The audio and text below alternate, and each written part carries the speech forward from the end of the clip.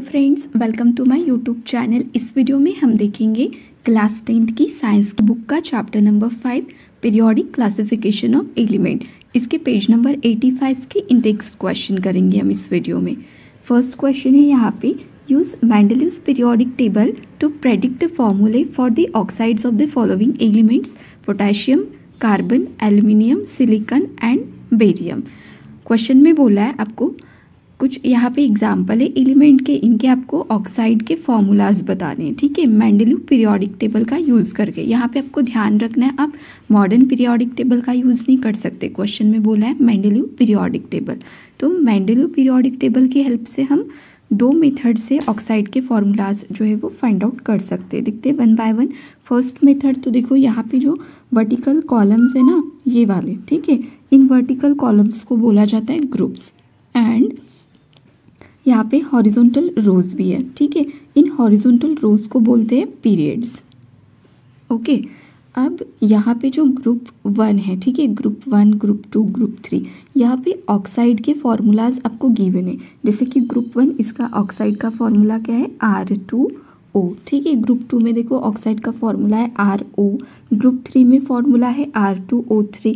तो इन फॉर्मूलाज का यूज़ करके आप इनके ऑक्साइड्स के फॉर्मूलाज फाइंड आउट कर सकते हैं। जैसे कि यहाँ पे फर्स्ट एलिमेंट है पोटेशियम, तो पोटेशियम देखो ग्रुप 1 में आता है, जिसका ऑक्साइड का फॉर्मूला है R2O। आपको यहाँ पे सिंपली क्या करना है, R की प्लेस पे अपने एलिमेंट का सिंबल यहाँ पे लिखना है। ठीक है, अब पोटेशियम का सिंबल क्या है, K। ठीक है, तो R की प्लेस पे हम लिखेंगे K and then as it is K2O। तो ये हो जाता है ऑक्साइड का formula.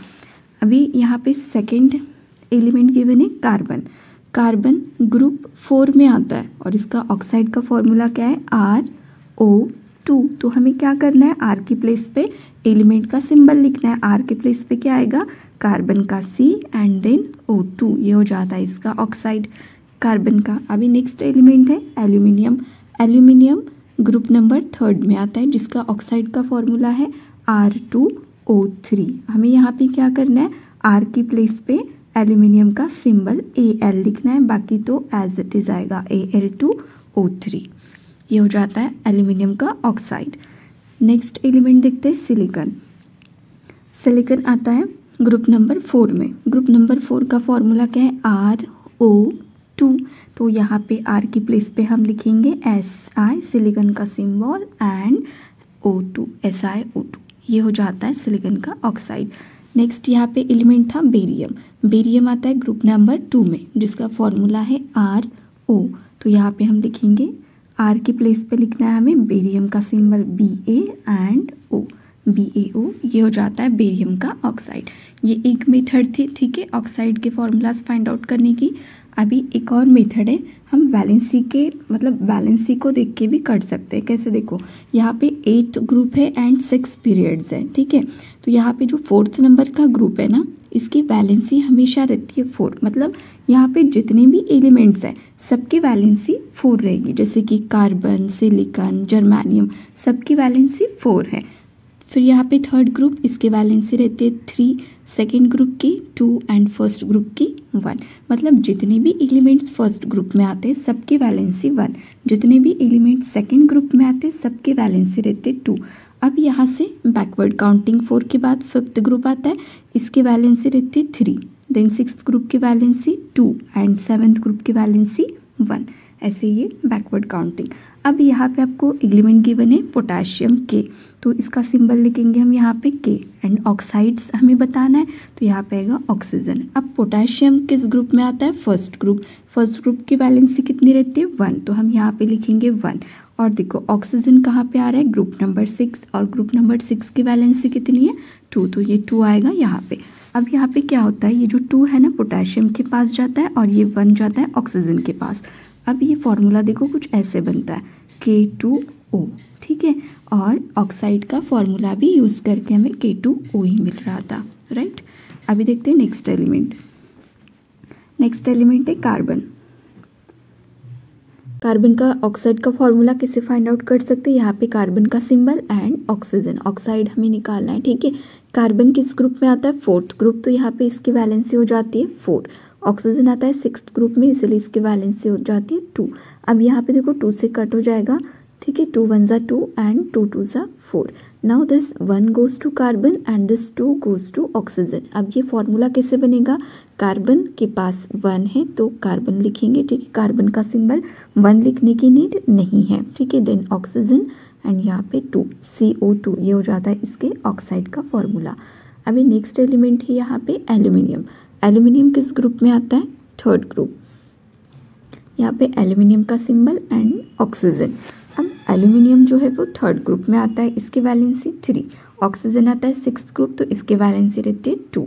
Now this 2 goes to aluminium and 3 goes to oxygen. अब फॉर्मूला क्या बनेगा, Al2O3, ये हो जाता है एल्यूमिनियम का oxide. Now 3rd element that is silicon, 4th है सॉरी, सिलिकॉन का देखो, सिलिकॉन के लिए यहाँ पे Si एंड देन ऑक्सीजन। अब सिलिकॉन किस ग्रुप में आता है, फिर से यहाँ पे, ठीक है, सिलिकॉन फिर से किस ग्रुप में आ रहा है, 4th ग्रुप। यहाँ पे इसके वैलेंसी हो जाते हैं फिर 4। ऑक्सीजन 6th ग्रुप की वैलेंसी 2। यहाँ पे फिर से कट होगा, 2 1 2 and 2 2 4। Now this 1 goes to silicon and 2 goes to oxygen and the formula becomes SiO2, ये हो जाता है सिलिकॉन का ऑक्साइड। लास्ट एलिमेंट देख लेते हैं, बेरियम। यहाँ पे बेरियम का सिंबल लिखेंगे सबसे पहले, ठीक है, ऑक्साइड निकाल रहे तो ऑक्सीजन आएगा। बेरियम किस ग्रुप में आ रहा है, 2nd ग्रुप में, तो इसकी वैलेंसी हो जाती है 2। ऑक्सीजन 6th ग्रुप में, तो इसकी वैलेंसी 2। यहाँ पे कट होगा, 2 1 2 and 2 1 2। Now this 1 goes to barium and this 1 goes to oxygen and the formula become BaO, तो ये हो जाता है बेरियम का ऑक्साइड। अब ये सेकेंड मेथड थी, ठीक है। दोनों मेथड्स इजी है, दोनों मेथड से हम क्या कर सकते हैं, एलिमेंट के ऑक्साइड के फॉर्मूलाज हम निकाल सकते हैं। तो देखो इसका आंसर कुछ ऐसे होगा, पोटेशियम ग्रुप 1 में आता है, therefore the oxide will be K2O। Carbon is in group 4, therefore the oxide will be CO2। Aluminium is in group 3, therefore the oxide will be Al2O3. Silicon is in group 4, therefore the oxide will be SiO2 and the barium is in the group 2, therefore the oxide will be BaO. ठीक है, आप oxide के formulas का भी use कर सकते हैं and valency का भी यूज़ कर सकते हैं। दोनों मेथड से इस क्वेश्चन का आंसर आप सॉल्व कर सकते हैं। अभी देखते हैं सेकेंड क्वेश्चन। सेकेंड क्वेश्चन है यहाँ पे, besides gallium, which other elements have since been discovered that were left by Mendeleev in his periodic table? Question में आपको बोला है गैलियम को छोड़ के जो मेंडेलीव का पीरियोडिक टेबल था, तो मेंडेलीव ने क्या किया था, अपने पीरियोडिक टेबल में कुछ प्लेसेस पे गैप छोड़ दी थी, राइट। मतलब जो फ्यूचर में कुछ एलिमेंट डिस्कवर्ड अगर होते हैं, ठीक है, और प्रॉपर्टीज़ वगैरह जो भी है, ठीक है, मैच होती है, तो उनको फिर वहाँ पे प्लेस करना है, ऐसी कुछ गैप्स छोड़ दी थी। तो आपको वहाँ पे गैलियम को छोड़ के बाकी दूसरे एलिमेंट्स के नाम बताने। तो देखो मेंडेलीव के टेबल में क्या था, यहाँ पे जैसे कि देखो गैलियम है, ठीक है, गैलियम, स्कैंडियम एंड जर्मानियम। तो मेंडेलीव ने क्या किया था, गैलियम की प्लेस पे उन्होंने लिखा था एका एल्यूमिनियम, स्कैंडियम की प्लेस पे लिखा था एका बोरॉन एंड जर्मानियम की प्लेस पे लिखा था उन्होंने एका सिलिकॉन। तो यहाँ पे गैलियम तो क्वेश्चन में ऑलरेडी गिवन है, तो फिर हम क्या लिख सकते हैं, स्कैंडियम एंड जर्मानियम। यहाँ पे गैप थी, ठीक है, ये वाले जो एलिमेंट है ये बाद में डिस्कवर्ड हो गए थे, तो हम इसका आंसर लिख सकते हैं स्कैंडियम एंड जर्मानियम, ठीक है। अभी देखते हैं third question, what were the criteria used by Mendeleev in creating his periodic table. Mendeleev ने पीरियोडिक टेबल क्रिएट किया, राइट। तो इसे बनाने के लिए उसने किस क्राइटेरिया का यूज़ किया, ठीक है, कौन सी टैक्टिक यहाँ पे लगाई। तो जैसा कि बाकी साइंटिस्ट ने किसके बेसिस पे एलिमेंट को क्लासीफाई किया था, एटॉमिक मासेस के, ठीक है, मतलब increasing order of their atomic masses. तो मेंडेलीव ने भी इसी क्राइटेरिया का यूज़ किया था। देखो Mendeleev used atomic mass of the elements as a unique criteria of the elements. Mendeleev ने भी एलिमेंट के एटॉमिक मास का ही क्राइटेरिया यहाँ पे यूज़ किया था। He propose that the chemical properties of element are the periodic function of their atomic masses. और इन्होंने अपने लॉ में क्या बताया था कि एलिमेंट क्या होते हैं ना, एलिमेंट की जो केमिकल प्रॉपर्टीज़ है, ठीक है, वो क्या है, पीरियोडिक फंक्शन है।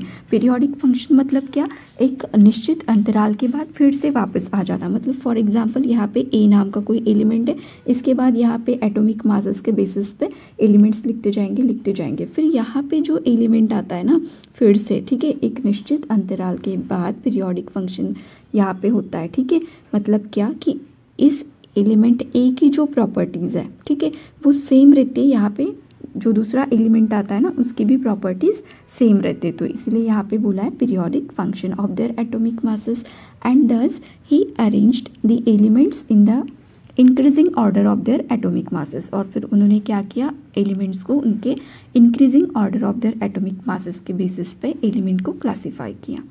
अब देखते हैं last question, Why do you think the noble gases are placed in a separate group? मतलब आपको क्या लगता है नोबल गैसेस को क्यों सेपरेट ग्रुप में रखा होगा? ठीक है, तो देखो नोबल गैसेस क्या है, इनर्ट एलिमेंट है। इनर्ट एलिमेंट मतलब क्या कि वो किसी भी एलिमेंट के साथ, ठीक है, या फिर ज़्यादा से ज़्यादा एलिमेंट के साथ है ना रिएक्ट नहीं होती इजीली, लेस रिएक्टिव है, तो ऐसे एलिमेंट को इनर्ट एलिमेंट बोलते हैं। ठीक है, लेस रिएक्टिव एलिमेंट को इनर्ट एलिमेंट बोला जाता है। And their properties are different from the all other elements, और इनकी जो प्रॉपर्टीज़ है वो बाकी एलिमेंट से भी बहुत ज़्यादा डिफरेंट्स है। Therefore the noble gases are placed in a separate group. तो यही दो रीज़न है कि वो नोबल गैसेस इनर्ट एलिमेंट है एंड उनकी जो प्रॉपर्टीज़ है वो बाकी एलिमेंट से डिफरेंट है। तो इन रीज़न की वजह से नोबल गैसेस के लिए एक अलग से सेपरेट ग्रुप बनाया गया है पीरियोडिक टेबल में। आई होप आपको क्वेश्चन अच्छे से समझ गए होंगे। अगर वीडियो हेल्पफुल लगी हो तो वीडियो को लाइक, शेयर और चैनल को सब्सक्राइब जरूर करना। Thank you.